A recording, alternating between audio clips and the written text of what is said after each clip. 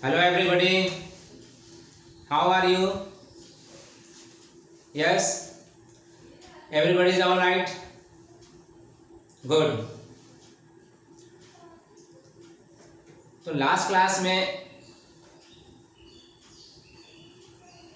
तो फिर हमारे पास आज के क्लास में प्रोसीड करने के लिए जो चैप्टर आने वाला है सबको मालूम है? यस, लास्ट क्लास में हम लोगों ने यूनिट एंड डायमेंशन पर डिस्कस किया था, है ना? सबका वर्कआउट हो चुका होगा उस पर, किसी का कोई डाउट नहीं है? नो। तो फिर ठीक है, आज हम लोग चलते हैं एक नए चैप्टर में जो फिजिक्स में बहुत ही इम्पोर्टेंट चैप्टर है और बगैर उस चैप्टर के आप प्रोसीड नहीं कर पाएंगे फिजिक्स में। वो चैप्टर है वेक्टर। तो इसका इम्पोर्टेंस को देखते हुए हमें आज लगता है कि वेक्टर चैप्टर को स्टार्ट करना है, तो करना चाहिए ही। तो नाउ यू आर रेडी, तो नाउ यू स्टार्ट। यस, तो ये है डिफिनीशन वेक्टर का। वो क्वांटिटी फिजिक्स में जिसमें मैग्नीट्यूड तो होता ही हो, एक डिफिनिट डायरेक्शन भी हो। अगर ऐसा कोई क्वांटिटी आपको मिले तो आप उसको वेक्टर समझ लीजिए। इसलिए यहाँ पर लिखा गया है a quantity which has both the magnitude as well as a definite direction, है ना? जो दोनों ही प्रॉपर्टी को पोसेस करता हो, मैग्नीट्यूड को भी रखता। मैग्नीट्यूड समझते हैं ना? मैग्नीट्यूड एक न्यूमेरिकल वैल्यू होता है ना? तो जिस क्वांटिटी में न्यूमेरिकल वैल्यू हो और जिस क्वांटिटी में एक डायरेक्शन भी इन्वॉल्व हो, दोनों अगर एक साथ इन्वॉल्व हो, न्यूमेरिकल वैल्यू भी और डायरेक्शन भी, तब हम कह देंगे कि वो वेक्टर है। एग्जाम्पल के लिए आप सोच सकते हैं, अगर आपसे ये कहा जाए कि 5 मीटर इन नॉर्थ डायरेक्शन आपको जाना है, तो एक क्वांटिटी हो गया ना, एक डिस्टेंस हो गया और इसमें एक डिफिनिट डायरेक्शन भी हो गया। आपको कितने जाने हैं? 5 मीटर। तो 5 मीटर जाने हैं और किस डायरेक्शन में जाने हैं? तो नॉर्थ डायरेक्शन में। तो ये जो डिस्टेंस होगा नॉर्थ डायरेक्शन में 5 मीटर का, ये एक वेक्टर क्वांटिटी से रिप्रेजेंट होगा। ठीक है। दूसरी तरफ आप ये भी कह सकते हैं कि अगर सिर्फ आपसे ये कहा जाए कि 5 मीटर आप यहाँ से आगे बढ़ जाइए, तो आप 5 मीटर आगे बढ़ जाइए तो आप तो फ्री हो गए, किसी भी डायरेक्शन में 5 मीटर से बढ़ सकते हैं।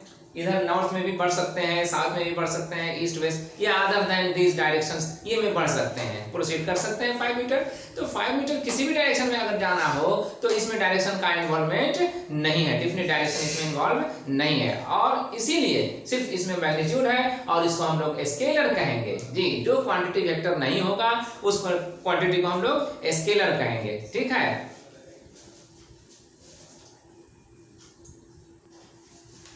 जी, जो डिस्टेंस किसी पर्टिकुलर डायरेक्शन में कवर किया जाए, जैसे मैंने अभी एग्जांपल में दिया, नॉर्थ डायरेक्शन में 5 मीटर का डिस्टेंस कवर करना, तो नॉर्थ डायरेक्शन में 5 मीटर का डिस्टेंस कवर करना, इसमें एक पर्टिकुलर डायरेक्शन हो गया ना इन्वॉल्व। तो जो डायरेक्शन रखता हो, डेफिनेटली पर्टिकुलर रखता हो डायरेक्शन, उस डायरेक्शन में अगर कोई भी डिस्टेंस कवर किया जाए तो वो होगा वेक्टर। यहाँ पर हम स्पेसिफिक वर्ड यहाँ पर यूज किए हैं डिस्प्लेसमेंट। जी, जो डिस्टेंस एक पर्टिकुलर डायरेक्शन में कवर किया जाता है वो कहलाता है डिस्प्लेसमेंट। ठीक है। तो डिस्प्लेसमेंट एक वेक्टर क्वांटिटी है। इसी तरह से आप ये भी जान पाएंगे कि अगर कहीं पर फोर्स अप्लाई करते हैं किसी चीज को पुश करने के लिए, जैसे इसे हमें पुश करना होता है, फोर्स अप्लाई करेंगे, ये भी एक पर्टिकुलर डायरेक्शन में पुशिंग होता है। पुल करते हैं तो वो भी एक पर्टिकुलर डायरेक्शन में पुल होता है, तो वो भी एक डायरेक्शन रखने वाला क्वांटिटी हो गया। फोर्स जो है वो दोनों चीजें रखता है, मैग्नीट्यूड भी और डायरेक्शन भी, तो फोर्स भी एक वेक्टर क्वांटिटी है। तो उसी तरह से वेट है, किसी बॉडी का वेट, जैसे इसी ऑब्जेक्ट को अगर हम छोड़ दें तो फ्रीली डाउनवर्ड नीचे गिरता है, कहीं नहीं इधर उधर जाता है ना? तो ओनली डायरेक्टली किस तरफ गिरता है? Towards the centre of the earth, है ना? तो एक पर्टिकुलर डायरेक्शन रखता है, तो वेट भी वेक्टर है। यस, तो वेक्टर है कौन सा? फोर्स या वेट, इसी तरह से और दूसरे तीसरे क्वांटिटी जो है वो वेक्टर होंगे। आप रिमार्क्स में लिख लीजिए, जो क्वांटिटी वेक्टर नहीं होता है उसे हम लोग स्केलर कहते हैं।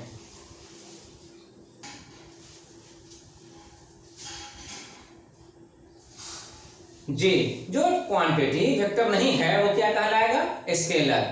तो एक quantity which is not vector is scalar. ठीक है, एग्जांपल में हमने यहाँ पर दिया, क्या क्या दिया है देख सकते हैं, डिस्टेंस है, स्पीड है, वर्क है, ये सारी क्वांटिटीज जो है वो स्केलर में आते हैं। यस, इस तरह से अगर हम रिप्रेजेंट करते हैं ज्योमेट्रिकली, एक रे लेते हैं और रे जो है वन साइडेड हेडेड होता है ना, वन साइड हेडेड होता है। तो इसमें ए से स्टार्ट होकर के बी की तरफ आ रहे हैं, तो देख रहे हैं कि बी के पास एक हेड है, एरो है ना, ये एरो ही इंडिकेट करता है हेड, है ना। तो अब ए बी एक डायरेक्शन रखने वाला रे हो गया, है ना, इसको हम लोग वेक्टर के लिए यूज करते हैं। तो ऐसे किसी भी लाइन को अगर हम यूज करेंगे तो वो वेक्टर इंडिकेट करेगा। ठीक है, अब वेक्टर को हम लोग शॉर्ट में लाइन ए बी के ऊपर ये एरो दे करके भी इंडिकेट करते हैं। उसी तरह से हम किसी दूसरे तीसरे वेक्टर को भी इंडिकेट कर सकते हैं। ठीक है, अब हमारा काम ये है इसके मैग्नीट्यूड को दिखलाना। ठीक है, तो मैग्नीट्यूड कैसे हम दिखलाएंगे किसी वेक्टर को ज्योमेट्रिकली, तो length of the line is its magnitude. ठीक है, तो ए मैग्नीट्यूड हो गया उसका, तो A equal to modulus of vector A, मतलब इक्वल होगा ये length of line segment A B. Clear हो गया, किसी वेक्टर के मैग्नीट्यूड को हम उसके लेंथ से एक्सप्रेस करते हैं। ठीक है जी, ये रिमार्क्स में पॉइंट नंबर 1 है। किसी भी वेक्टर को हम उसके पैरेलल शिफ्ट कर सकते हैं। अगर करते हैं शिफ्ट तो फिर इससे उसके मैग्नीट्यूड में और उसके डायरेक्शन में चेंजिंग नहीं होता है। जैसा कि आप यहाँ देख रहे हैं, एक वेक्टर ए हमने लिया और वेक्टर ए को हम इस डॉटेड लाइन के अलोंग में आगे शिफ्ट किए हैं। ठीक है, तो ये इसके पैरेलल नहीं हुआ। अब ये वेक्टर वही रिप्रेजेंट करेगा जो यहाँ पर रिप्रेजेंट कर रहा है। ठीक है, तो मैग्नीट्यूड वही रहेगा, डायरेक्शन भी वही रहेगा। यस, ये दूसरा फैक्ट है। जब किसी वेक्टर को आप उसके मैग्नीट्यूड से डिवाइड करेंगे जी, तो फिर वो जो आएगा रिजल्ट वो भी वेक्टर होगा, लेकिन वो वेक्टर यूनिट मैग्नीट्यूड वाला होगा और इसीलिए उस यूनिट मैग्नीट्यूड वाले वेक्टर का नाम यूनिट वेक्टर दिया जाता है, जो इस तरह से रिप्रेजेंट होगा, है ना। वेक्टर ए में इसके मैग्नीट्यूड ए वेक्टर से डिवाइड किया जा रहा है, तो जो भी आएगा वो मैग्नीट्यूड 1 वाला आएगा, है ना, वो वेक्टर मैग्नीट्यूड 1 का होगा। तो उसको हम लोग एक्सप्रेस करते हैं ए के ऊपर इस तरह का एरो दे करके, वो कैप कहलाता है, ए कैप या फिर ए कैरेट। ठीक है, याद रहेगा, या तो कैरेट कहिए या कैप कहिए। तो ए कैप कहने से मतलब ये होगा कि यूनिट वेक्टर ए कैरेट भी कहने से मतलब यही होगा यूनिट वेक्टर ए। तो किसी भी इस सिंबल पर अगर इस तरह का साइन देखें, इस तरह का इंडिकेशन देखें, तो आप समझ लें कि वो यूनिट वेक्टर को एक्सप्रेस कर रहा है। जी, ये थर्ड पॉइंट में आप नोट करेंगे, 3 स्पेशल वेक्टर्स यूनिट वेक्टर में हमारे पास होंगे। पहला आई कैरेट के नाम से जाना जाता है, a unit vector along x axis. दूसरा जे कैरेट के नाम से जाना जाता है, a unit vector along y axis. और तीसरा k caret, a unit vector along z axis. तो 3 डायरेक्शन होते हैं, स्पेस में चलेंगे तो 3 direction, x axis, y axis और जेड एक्सिस। ये पर्टिकुलर है, स्पेशल डायरेक्शन है। इसके अलावा तो डायरेक्शन किसी भी तरफ हो उसको हम डिटरमाइन कर सकते हैं इनके रेस्पेक्ट में। 2 डायमेंशन में चलेंगे तो आई कैरेट और जे कैरेट होंगे, इससे हम एक्सप्रेस करेंगे। तो किसी भी डायरेक्शन को जो कि ना तो एक्स एक्सिस के अलोंग हो, ना ही वाई एक्सिस के अलोंग हो, ना ही जेड एक्सिस के अलोंग हो, तो उस केस में हम लोग इनके कॉम्बिनेशन से उसको हम रिप्रेजेंट करेंगे। कैसे रिप्रेजेंट करेंगे ये हम बाद में देखेंगे। ठीक है, ये याद रहेगा। 2 वेक्टर अगर पैरेलल हैं एक दूसरे के तो वो लाइक वेक्टर कहलाएंगे। ठीक है, वो इक्वल भी हो सकते हैं, अगर दोनों का मैग्नीट्यूड इक्वल हो गया तो वो इक्वल भी हो सकते हैं, लेकिन अगर पैरेलल है तभी। जी, पैरेलल नहीं है तो वो लाइक वेक्टर नहीं कहलाएंगे और इक्वल तो होंगे ही नहीं। सिर्फ मैग्नीट्यूड से 2 वेक्टर इक्वल नहीं काउंट किया जाता है। यस, वेक्टर ऐड करने का जब भी मैटर आता है, जब भी हम किसी प्रॉब्लम को फेस करते हैं कि 2 वेक्टर ऐड कैसे किए जा सकते हैं, तो वहां पर हमारे लिए हेल्पफुल कौन होगा? हेल्पफुल होगा वो लॉज जो वेक्टर ऐड करने के लिए बना है। 2 लॉज हैं वेक्टर को ऐड करने के लिए। पहला लॉ है triangle law of addition, vector addition.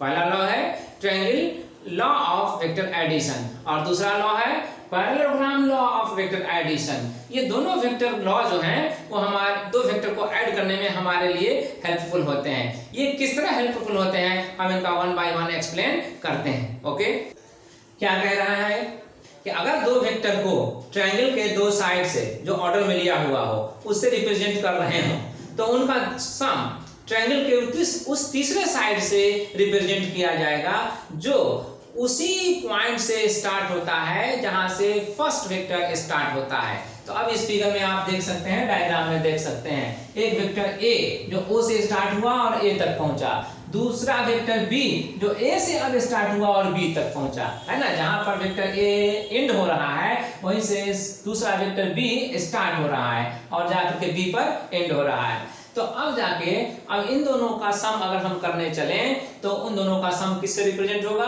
Triangle जो बन रहा है यहाँ पर इसका तीसरा साइड OB बच रहा है ना, उसी OB से इस दोनों का रिजल्टेंट यानी इस दोनों का सम रिप्रेजेंट होगा।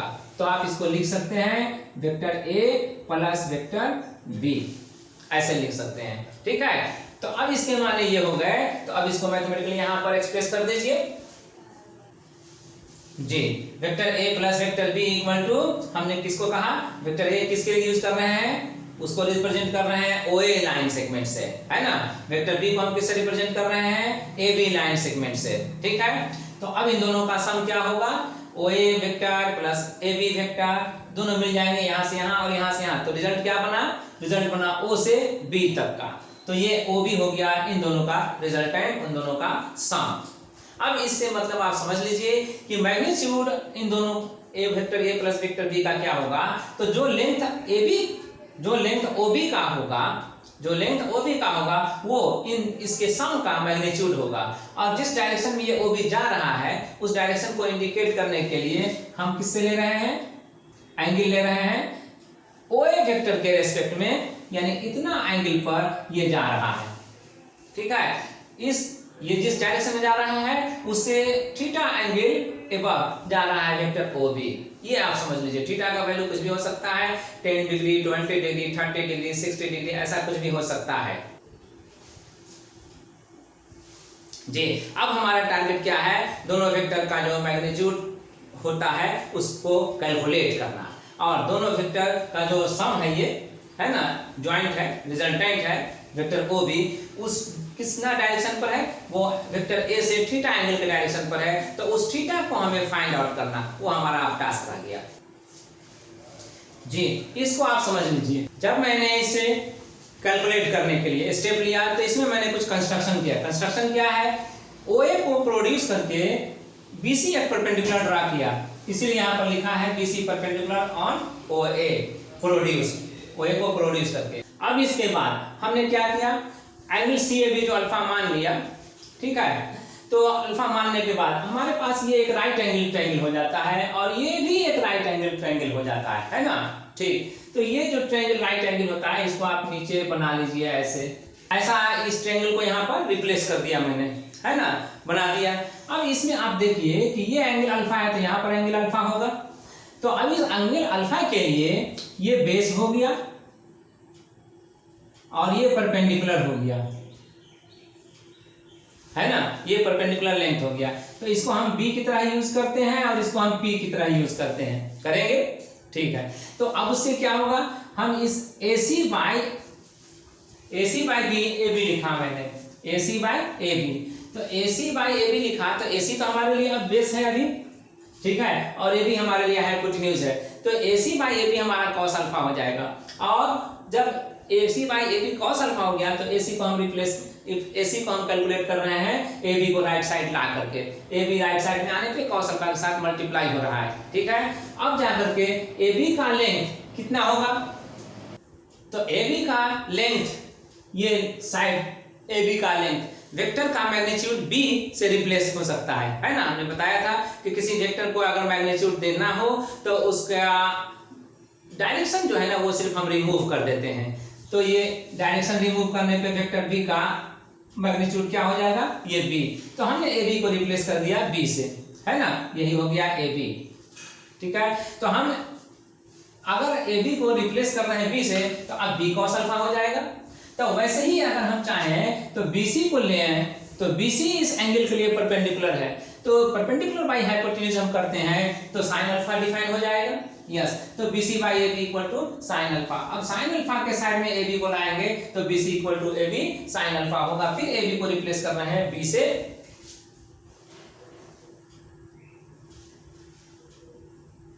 B से रिप्लेस कर रहे हैं। करने के बाद अब क्या लिख रहे हैं, BC equal to B sine alpha.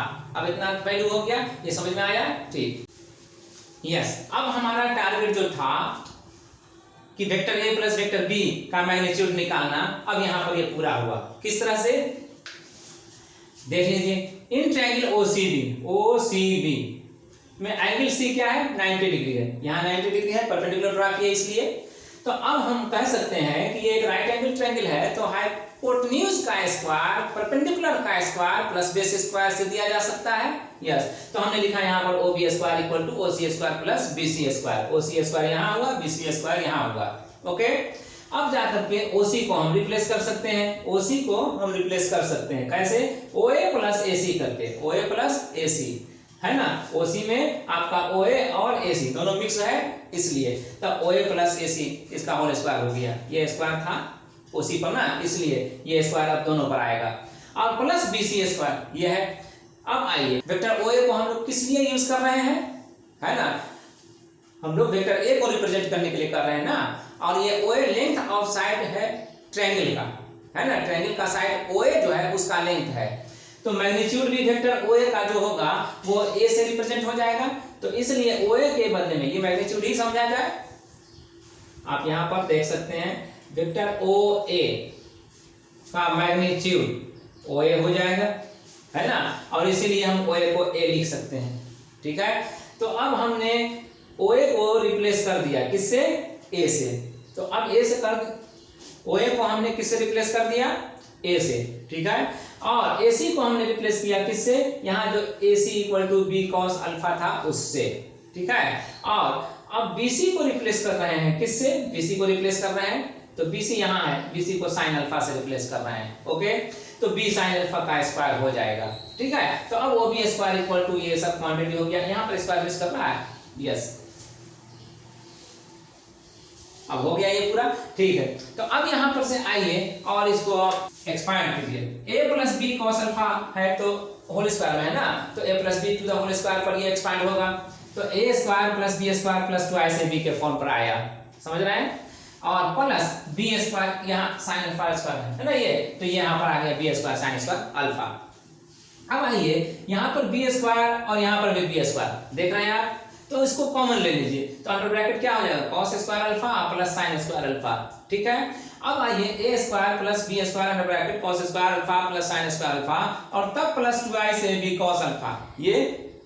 तो अब उसके बाद फिर क्या होगा, अब ये तो वैल्यू में 1 होता है, यहाँ पर मैंने रीजन लिखा है 1, है ना, cos square alpha plus sine square alpha का वैल्यू 1। तो अब उतना उसको रिप्लेस कर दिया 1 से, तो 1 तो B स्क्वायर को मल्टीप्लाई करके B स्क्वायर लाने देगा, तो B स्क्वायर ही रहेगा। तो A square plus B square plus 2AC cos alpha, ये किसका वैल्यू हुआ, ये OB के स्क्वायर का वैल्यू हुआ। लेकिन हमें पता क्या करना था, हमें लेंथ ऑफ OB पता करना था, है ना। तो हम लेंथ ऑफ OB पता करेंगे, तो OB इक्वल टू जी, हमें लेंथ ऑफ OB पता करना था। तो अब हम OB को पता करने के लिए, फाइंड आउट करने के लिए स्क्वायर रिमूव करेंगे। स्क्वायर जब लेफ्ट साइड से रिमूव करेंगे इसका, तो फिर राइट साइड में वो राइट साइड की क्वांटिटी पर स्क्वायर रूट ला देगा, है ना, स्क्वायर रूट आ जाएगा राइट साइड के क्वांटिटी पर। तो यहाँ पर स्क्वायर रूट हो गया इस पूरे क्वांटिटीज पर। तो A square plus B square plus 2AC cos alpha under root, है ना, यस। तो ये हो गया मैग्नीट्यूड, है ना, यानी OB का लेंथ। और मैग्नीट्यूड किसका हुआ, vector A plus vector B का, यही हुआ vector A plus vector B का मैग्नीट्यूड। ठीक है, तो अब आप यहाँ पर कह सकते हैं जी, तो vector A plus vector B का ये मैग्नीट्यूड हो गया। अब आपके पास दूसरा टारगेट है कि इस वेक्टर को जो हम रिप्रेजेंट कर रहे हैं इसका मैग्नीट्यूड तो निकाल लिए, लेकिन अब डायरेक्शन ये किस क्या रखता है, इसका डायरेक्शन किधर है वो हमें निकालना होगा। तो उसके डायरेक्शन को जानने के लिए हम यहाँ पर इस राइट एंगल ट्रायंगल में फिर कंसीडर करते हैं। ठीक है, यस, डायरेक्शन के लिए हमने इतना प्रोसेस लिया है ना, इतने स्टेप्स लिए हैं। आप समझ रहे होंगे डायरेक्शन को लेने के लिए जो भी स्टेप्स लिए गए हैं वो बिल्कुल रीजनेबल हैं। कैसे? तो इस ट्रायंगल में OBC में जो हाँ थीटा एंगल बन रहा है वही रिजल्टेंट का डायरेक्शन है। फर्स्ट वेक्टर जो बेस वेक्टर है A उसके रिस्पेक्ट में है ना, बेस वेक्टर के रिस्पेक्ट में वो इस डायरेक्शन पे जा रहा है। हम लोग ये अंडरस्टैंड कर रहे हैं। तो tan थीटा इक्वल टू हम BC बाई OC लिख सकते हैं। अब BC को हम लोग क्या लिखेंगे? BC को तो हम लोग B sin अल्फा लिख सकते हैं, लिखे हुए थे ही, है ना। और OC जो था हम लोग उसके लिए लिखे थे OA प्लस AC, है ना, ये फिगर में अभी भी है ही, ठीक है। तो OA प्लस AC, लेकिन OA को हम वेक्टर A का मैग्नीट्यूड A से और AC को हम उसका मैग्नीट्यूड B cos अल्फा से रिप्लेस करते थे और ना अभी भी कर दिए। OA को हम लोग A से और AC को हम लोग B cos अल्फा से रिप्लेस किए थे, है ना, इसलिए हम यहाँ पर रिप्लेसमेंट हुआ है उसी से। तो अब हमारे पास tan थीटा के लिए क्या हुआ?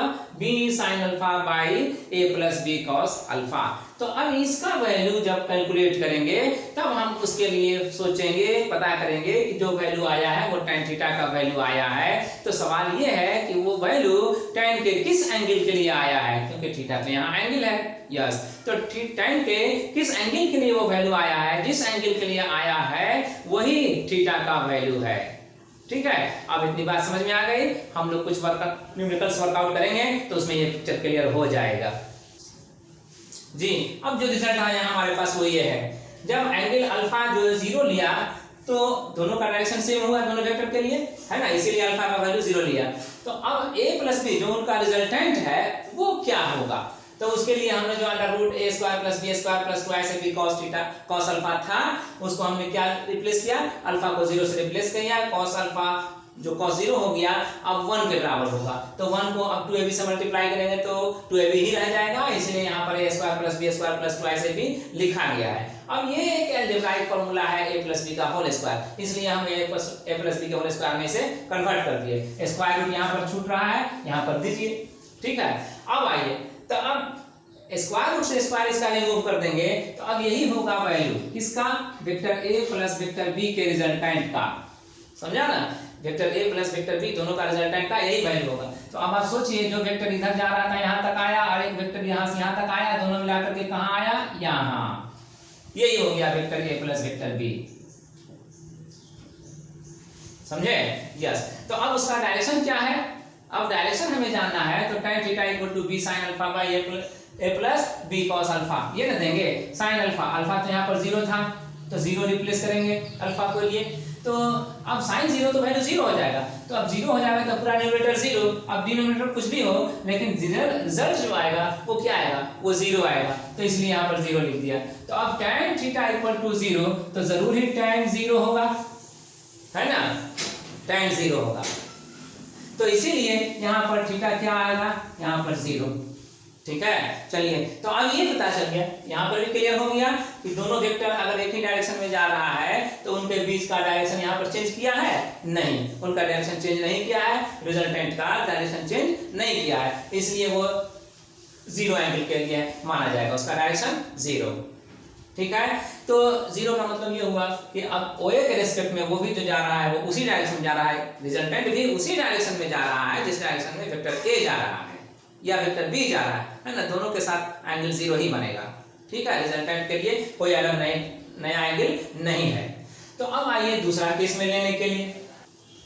यस, अगर दोनों वेक्टर राइट एंगल पर हैं, ये दूसरा केस है। एक वेक्टर अगर हैंड से आप देख लीजिए तो इस डायरेक्शन में जा रहा है तो दूसरा वेक्टर इस डायरेक्शन में जा रहा है, हैंड के इस पोर्शन से। एक वेक्टर को हम हैंड के इस पोर्शन से रिप्रेजेंट कर रहे हैं तो दूसरा वेक्टर को हम इस पोर्शन से रिप्रेजेंट कर रहे हैं, ठीक है। तो इसीलिए एक वेक्टर इधर है और एक वेक्टर ठीक उस पर परपेंडिकुलर है, वेक्टर A और वेक्टर B। अब दोनों के बीच का एंगल क्या होगा?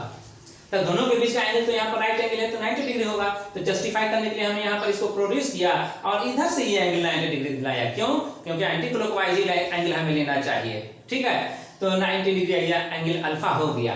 तो अब A प्लस B वेक्टर जो है रिजल्टेंट है ना, तो उसका वैल्यू क्या होगा? उसके वैल्यू के लिए हम फिर वही फॉर्मूला अपनाएंगे और उसमें cos अल्फा जहां पर यूज हुआ है वहां पर cos 90 डिग्री रखेंगे। cos 90 का वैल्यू 0 होता है तो ये टर्म पूरा 0 हो जाएगा, बचेगा A square plus B square, यही इसका रिजल्टेंट होगा मैग्नीट्यूड में, ठीक है। अब डायरेक्शन में क्या होगा? अब डायरेक्शन देख लीजिए जी। डायरेक्शन के लिए हमने यूज किया तो b sine alpha by a plus b cos alpha को रिप्लेस किया 90 डिग्री से, है ना, तो साइन 90 डिग्री हो गया 1, ठीक। तो अब b को 1 से मल्टीप्लाई करेंगे तो b, और a plus b cos 90 degree का वैल्यू क्या होता है, cos 90 का वैल्यू 0, तो अब ये पूरा टर्म 0, लेकिन a बच जाएगा, तो अब b बाई a रह जाएगा, है ना। तो अब b बाई a रह जाएगा, तो tan थीटा का वैल्यू ये हुआ b बाई a। तो अब इस b बाई a का वैल्यू जो भी होगा हम उसी के लिए सोचेंगे कि tan में किस एंगल का वैल्यू इसका वैल्यू के बराबर हो सकता है जी। तब तक के लिए हमने क्या किया, tan को राइट साइड ला करके इनवर्स फॉर्म में डाल दिया। एंगल को एक्सप्रेस करने का ये एक मैथमेटिकल मेथड है, मैथमेटिकल तरीका है, ठीक है। तो इसको आप थीटा के लिए आप यूज कर लीजिए, थीटा इससे निकल जाता है, ओके। अब चलिए ऐसा कोई प्रॉब्लम आएगा तो उसमें हम फिर बताएंगे जी। जब दोनों वेक्टर एक दूसरे के अपोजिट होंगे तो उसको हम किस तरह से शो कर सकते हैं, वेक्टर ए तो इधर जा रहा है वो ए, लेकिन वेक्टर बी को जो इधर जा रहा था अब वैसा नहीं करना है, यहीं से इसको वापस कर लेना है ना। तो इसको इस डायरेक्शन में ले आएंगे तो ये अपोजिट हो गया। वैसे केस में एंगल कितना बनेगा, एंगल अल्फा जो लिया था यहाँ पर थीटा आ गया है, अल्फा से रिप्लेस कर दीजिए। एंगल अल्फा जो आएगा वो कितना आएगा 180 डिग्री, क्योंकि आप इधर जा रहे हैं और फिर उधर से इधर आ रहे हैं, तो यहाँ पर जो जाने का डायरेक्शन था उससे आप इतना टर्न कर गए, तो ये एंगल क्या हो गया 180 डिग्री, ठीक है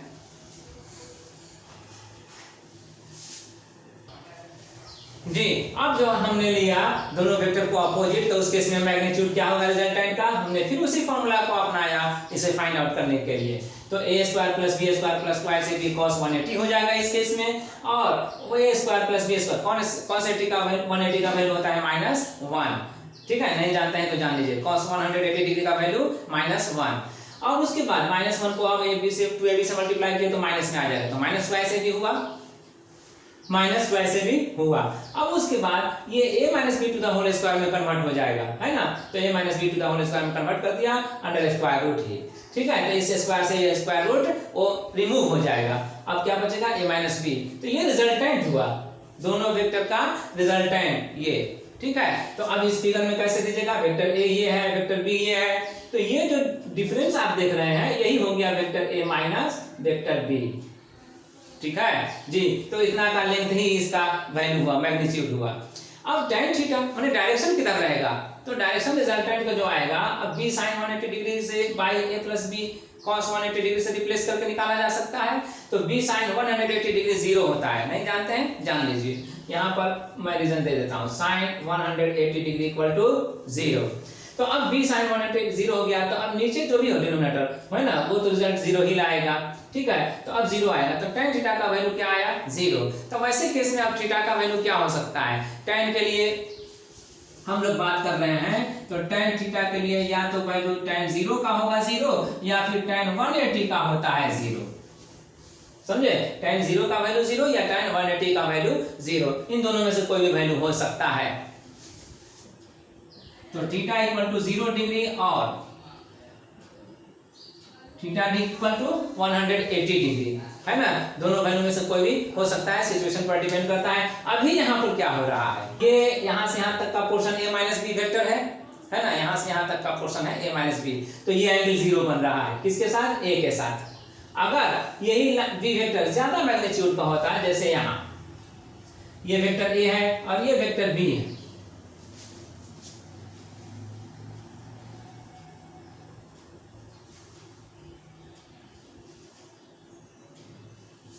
तो ये वेक्टर a और ये वेक्टर b अगर ले लेते हैं, है ना, तो अब ये पोर्शन रहेगा ना vector a minus vector b को शो करने के लिए, यस। तो स्टार्टिंग पॉइंट से इस वेक्टर को रिप्रेजेंट करने के लिए आप इधर जाएंगे, ठीक। तो जब इधर जाएंगे तो वेक्टर a जा रहा था इधर, है ना, तो इसके रेस्पेक्ट में ये एंगल कितना बन जाएगा 180। तो वैसे केस में जब मैग्नीट्यूड b का ज्यादा रहेगा तो 180 एंगल लिया जाएगा, ठीक है। और अगर b का मैग्नीट्यूड a के मैग्नीट्यूड से कम है तो रिजल्टेंट के लिए डायरेक्शन कौन सा लिया जाएगा 0, मतलब रिजल्टेंट भी उसी डायरेक्शन में होगा जिस डायरेक्शन में वेक्टर a है, ठीक है। चलिए, तो इसके साथ ही ये जो टॉपिक हमने चुना था triangle law of vector addition, ये हमारा कंप्लीट होगा। अब हम देखते हैं parallelogram law of vector addition.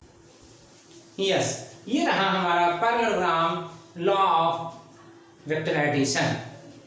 अब ये क्या स्टेट करता है, ये भी हमें एक मेथड प्रोवाइड करता है दो वेक्टर को ऐड करने के लिए। क्या ये स्टेट करता है, किस तरह से ये मेथड हमें बताता है कि कैसे हम दो वेक्टर को ऐड कर सकते हैं।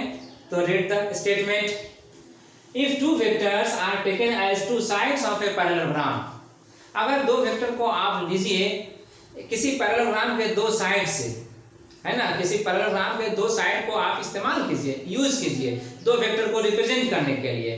कौन दो साइड को?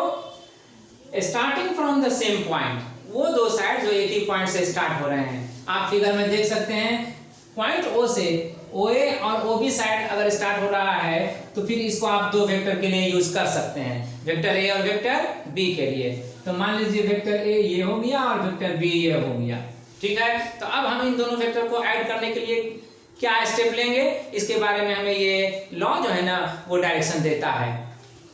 क्या कहता है ये? देन द रिजल्टेंट, अब ये कहता है कि अगर आपने ऐसा कर लिया तब उसका रिजल्टेंट जो होगा वो दिया जाएगा, is given by the diagonal having the same initial point, है ना।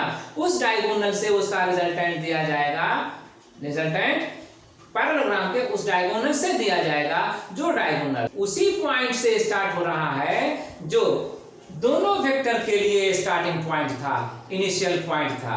बात समझ में आई? अगर एक वेक्टर ये है और एक वेक्टर ये है, दोनों का कॉमन पॉइंट O है, वेक्टर A और वेक्टर B, इन दोनों का कॉमन पॉइंट O है, ठीक है। तो पैरेललोग्राम का साइड हो गया OA और पैरेललोग्राम का ये साइड दूसरा हो गया OB, ठीक। तो इन दोनों का स्टार्टिंग पॉइंट हो गया वो। तो अब OA और OB को यूज करके ये पैरेललोग्राम अगर तैयार करते हैं तो अब कहता है कि अगर रिजल्टेंट को जानना है आपको तो जी वेक्टर A और वेक्टर B का रिजल्टेंट को जानना है आपको, तो फिर इसी पॉइंट O से वो डायगोनल ड्रॉ कीजिए, पैरेललोग्राम का एक डायगोनल ड्रॉ कीजिए। तो पैरेललोग्राम का एक डायगोनल यहाँ से O से स्टार्ट किया और ले गए C तक, OC हो गया इसका एक डायगोनल। तो अब हम इसे मैथमेटिकली रिप्रेजेंट कर दें। जी हमने ये रिप्रेजेंट कर दिया, vector A plus vector B equal to vector OC। लेकिन ये कैसे आया आप समझ सकते हैं? ये आया कैसे आप इसे समझ सकते हैं? समझने के लिए आपको चलना पड़ेगा triangle law of vector addition पर, जिसमें हमने कहा था कि एक साइड ट्रायंगल का लीजिए और उससे एक वेक्टर A को रिप्रेजेंट कीजिए, एक दूसरा साइड लीजिए वहीं से जहां पर वेक्टर A एंड हो रहा है, लाइक दिस, है ना। तो ये दूसरा वेक्टर को आप रिप्रेजेंट कीजिए इससे।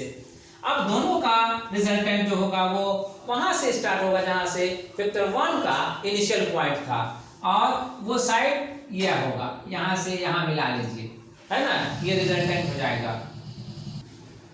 यही फैक्ट था triangle law of vector addition में कि ट्रायंगल का तीसरा साइड ही दोनों वेक्टर का रिजल्टेंट देगा, तो vector A plus vector B ये होगा, है ना। तो अब उस बात को यहाँ पर जरा अप्लाई कीजिए, उस फैक्ट को यहाँ पर जरा अप्लाई कीजिए।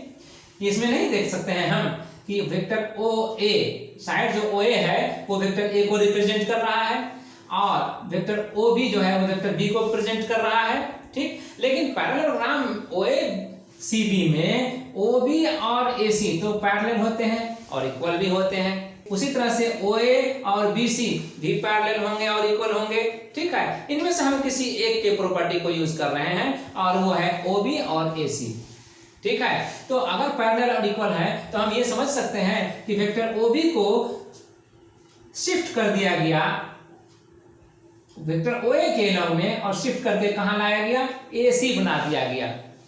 नहीं, इस डायरेक्शन में हमने शिफ्ट करके इसको वेक्टर AC बना दिया। तो साइड जो AC है वो वेक्टर B को रिप्रेजेंट करेगा, ऑफ कोर्स वो करेगा।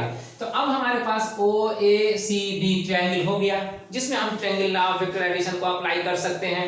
तो vector A plus vector B जब लाएंगे तो फिर उसका रिजल्टेंट क्या देंगे? उसी थर्ड साइड से ना जो ट्रायंगल का है, यस, और वो थर्ड साइड यहाँ पर कौन बन रहा है? OC। तो OC इन दोनों वेक्टर के रिजल्टेंट को एक्सप्रेस करेगा, इसीलिए यहाँ पर लिखा गया vector A plus vector B equal to vector OC। अब इन दोनों का रिजल्टेंट निकालने के लिए हमें दो चीजें चाहिए, मैग्नीट्यूड और हमें चाहिए डायरेक्शन। तो अब हम ट्रायंगल लॉ में जैसे हमने मैग्नीट्यूड और डायरेक्शन निकाला था, अब इस स्टेप को यहाँ पर लेकर के अगर हम फिर प्रोसीड करें तो हमें सेम रिजल्ट मिलेगा। यस, हमें सेम रिजल्ट मिलेगा। Vector A plus vector B का मैग्नीट्यूड जो आएगा वो under A square plus B square plus twice AB cos alpha होगा। एंगल यहाँ पर लीजिए अल्फा, ये दोनों वेक्टर के बीच का ये है एंगल अल्फा, है ना। ये एंगल क्या है? अल्फा।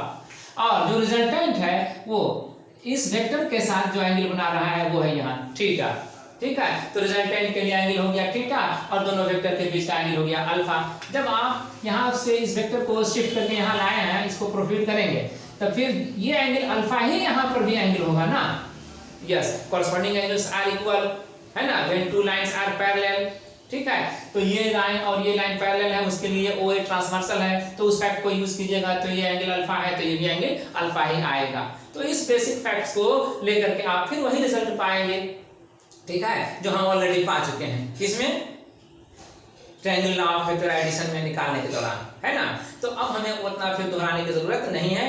हाँ, यहाँ पर मैं एक बात को एक्सप्रेस करूंगा कि हमने कहा था वेक्टर ए और वेक्टर बी को ऐड करने के लिए हमारे पास दो रूल हैं, है ना, ट्रायंगल लॉ ऑफ एडिशन और पैरेललोग्राम लॉ ऑफ एडिशन। ठीक है, तो अब डिफरेंस निकालने के लिए भी हमारे पास कोई रूल है, ये हम जानना चाहेंगे, ये हम बताना चाहेंगे। डिफरेंस निकालने के लिए हमारे पास अलग से कोई रूल नहीं है, हम जो रिजल्टेंट निकालते हैं उसी रूल का यूज करके हम डिफरेंस में निकाल लेते हैं। फर्क सिर्फ ये करते हैं ये कि जो वेक्टर हम लेते हैं डिफरेंस निकालने के लिए, मतलब सब्ट्रैक्ट करने के लिए, वो वेक्टर का अपोजिट डायरेक्शन में एक वेक्टर लेते हैं, जैसे यहाँ पर मैं अभी दिखा रहा हूँ। यही हमने डायग्राम बनाया था पैरेललोग्राम लॉ को शो करने के लिए जी। तो अब इसमें जो वेक्टर ए और वेक्टर बी के बीच का एंगल है ये अल्फा है, ठीक है, और तब ये लाइन, ये जो डायगोनल है वो वेक्टर ए प्लस वेक्टर बी को एक्सप्रेस कर रहा है। हमारा काम है ये दिखलाना अब, या हमें ये अब समझना रह गया है कि अगर वेक्टर ए और वेक्टर बी का डिफरेंस निकालना हो, जैसे vector A minus vector B, ये वैल्यू फाइंड आउट करना हो तब कैसे करेंगे। वेक्टर ए प्लस वेक्टर बी को हमने फाइंड आउट करने का तरीका देख लिया, ढूंढ लिया, है ना। तो अब इसको हम कैसे फाइंड आउट करेंगे, इसके लिए मैथमेटिक्स हमें ये फैसिलिटेशन देता है कि vector A minus vector B को आप लिख सकते हैं वेक्टर ए प्लस और माइनस ऑफ वेक्टर बी, ऐसा करके लिख सकते हैं। जब ऐसा करके लिख सकते हैं तब तो ये फिर एक अलग वेक्टर हो गया, है ना। लेकिन ये अलग वेक्टर किस डायरेक्शन में है? ये डायरेक्शन ठीक बी के अपोजिट को शो कर रहा है। तो बी का अपोजिट डायरेक्शन यहाँ पर अगर लें तो किधर होगा? ये इस डायरेक्शन में आएगा। जितना लेंथ इसका ओ बी का है उतना ही लेंथ के बराबर में ये लाइन हम यहाँ लेते हैं और बी डैश मान लेते हैं। तो यही वेक्टर अगर रिप्रेजेंट करने के लिए ले रहे हैं तो यही होगा माइनस वेक्टर बी का रिप्रेजेंटेशन, ठीक है। तो अब वेक्टर बी का माइनस में रिप्रेजेंटेशन हो गया, तो अब हमें इन दोनों का रिजल्टेंट चाहिए ना। तो इन दोनों का रिजल्टेंट चाहिए तो हमें इसका और इसको लेकर के एक पैरेललोग्राम तैयार करना है। ले लिया हमने, पैरेललोग्राम तैयार कर लिया, तो अब इन दोनों का रिजल्टेंट वो वही होगा ना जो इसी पॉइंट से, जो कॉमन पॉइंट है वेक्टर ए और वेक्टर माइनस बी के लिए, उसी पॉइंट से स्टार्ट होगा डायगोनल की तरफ, ठीक है। तो डायगोनल अब इस पैरेललोग्राम में कौन होगा? यहाँ सी डैश, यहाँ सी था तो यहाँ सी डैश ले लिए, यहाँ पर ये पॉइंट बी था, यहाँ बी डैश, है ना। तो जस्टिफिकेशन के लिए यहाँ सी है तो यहाँ सी डैश ले लिए। अब इसी पॉइंट से डायगोनल अगर हमें स्टार्ट करना है तो ये OC diagonal he vector A और वेक्टर माइनस बी का हमें रिप्रेजेंट करने वाला वेक्टर होगा, ठीक है। अब हमें इसका वैल्यू निकालना है, तो अब हमें जब इसका वैल्यू निकालना है तो अब वैल्यू जैसे हमने इसका निकाला था वेक्टर ए प्लस वेक्टर बी का, तो वैसे ही हम वेक्टर अब इसका निकाल लेंगे। नहीं, जैसे हमने जी मैग्नीट्यूड के लिए हमारे पास यही फॉर्मूला था ना, A square plus B square plus twice A cos alpha. तो अल्फा तो दोनों एंगल, दोनों वेक्टर के बीच का एंगल था। यहाँ पर अल्फा जो है वेक्टर ए और वेक्टर बी के बीच का एंगल है, वेक्टर ए और वेक्टर माइनस बी के बीच का एंगल तो नहीं है, तो इसका एंगल ये होगा, इसका एंगल ये होगा। तो फिर ये एंगल कैसे आप निकालेंगे?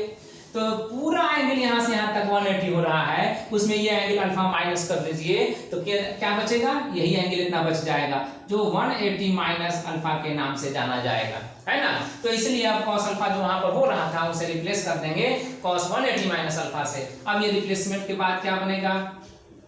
ए square plus B square, cos 180 minus alpha जो होता है वो माइनस cos अल्फा के बराबर होता है, तो इसलिए ये प्लस का माइनस साइन अब उस माइनस से चेंज हो जाएगा और तब लिखेंगे माइनस ट्वाइस ए बी cos अल्फा, है ना। बस यही फर्क रहा, आपको यही इतना करना है। रिजल्टेंट उसी से आप इसका भी ले लीजिएगा, जो आप डिफरेंस निकालने चल रहे हैं उस रिजल्टेंट ये दे देगा इसी से, है ना। ये कैसे आया? उसी रिजल्टेंट से आया, तो उसी से इसका रिजल्टेंट भी आप पा लेंगे। अब डायरेक्शन जानना चाहेंगे तो डायरेक्शन के लिए भी आप उसी में अप्लाई कीजिएगा tan के लिए, नहीं tan थीटा इक्वल टू होता है b sin अल्फा, है ना, by a plus b cos alpha. But यहाँ तो एंगल अल्फा नहीं है, 180 माइनस अल्फा है, तो आपको यहाँ पर 180 माइनस अल्फा लिखना है और यहाँ पर भी आपको 180 माइनस अल्फा लिखना है। ठीक है, तो अब क्या होगा, साइन के लिए 180 माइनस अल्फा साइन ही रह जाता है तो b साइन अल्फा हो गया, लेकिन cos के लिए 180 minus alpha minus cos alpha में बदल जाता है, तो ये प्लस का साइन इसकी वजह से माइनस में बदल जाएगा, a minus b cos alpha. तो अब इससे डायरेक्शन थीटा निकाल सकते हैं, है ना। यस, यही इतना आपको एडिशनल वर्क करना होगा या अवेयर होकर के यही काम करना होगा। काम एडिशनल है या केयरफुल्ली है ना, ये आपको करना है। जो भी है वो आपके सामने है, तो यही हम सब लोग करते हैं, आप भी यही करेंगे। ठीक है, तो आज जो होगा, आज जो क्लास में हुआ वो आपको कितना समझ में आया ये आप जाकर के फिर एक बार रिवाइज करें, है ना।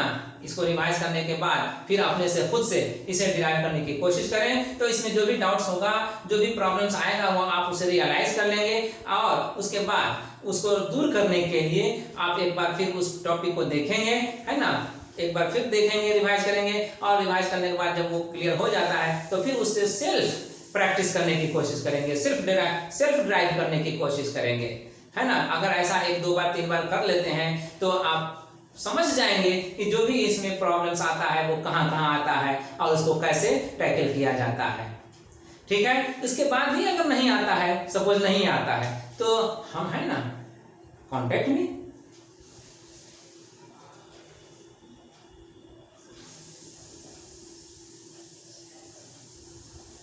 यही तो है, नहीं, यस।